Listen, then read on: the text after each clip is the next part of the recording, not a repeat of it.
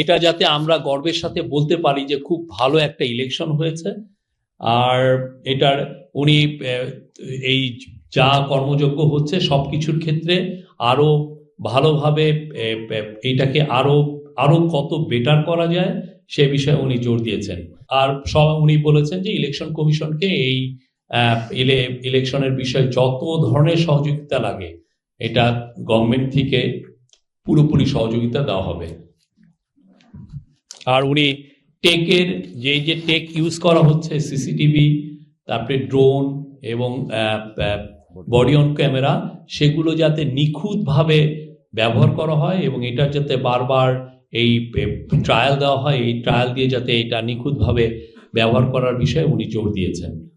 আজকে chief adviser আর একটা কথা বলেছেন যে ইলেকশনের সময় যাতে আনইন্টারাপ্টেড পাওয়ার সাপ্লাই থাকে, এই বিষয়ে উনি জোর দিয়েছেন এবং এনার্জি অ্যাডভাইজার বলেছেন যে উনি এই বিষয়ে সর্বোচ্চ এফোর্ট দিবেন এবং এটা ইনশিওর করা হবে। আর যদি কিছু কিছু জায়গায় সত্যি যদি আমরা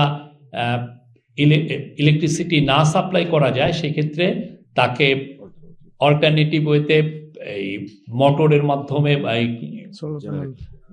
জেনারেটরের মাধ্যমে পাওয়ার সাপ্লাইটা নিশ্চিত করা হবে। আরো বেটার যাতে ইন্টারনেট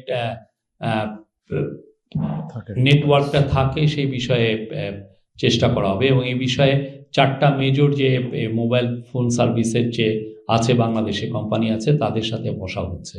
আপনারা জানেন আমরা ইলেকশনের কমিশনের কোনো কাজে আমরা মিনিমাম ইন্টারফেয়ার করে না এই ইন্টারিম গভর্নমেন্ট।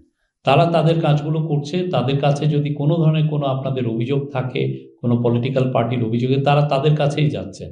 বিষয়টা আসলে আপনার তাদের কাছেই রেজ করা উচিত। পুলিশ স্টেশন থেকে লুটকৃত অস্ত্রের সংখ্যা ছিল 3619টি, আর সেনাবাহিনী কর্তৃক অদ্যাবধি উদ্ধার করা হয়েছে 2259টি।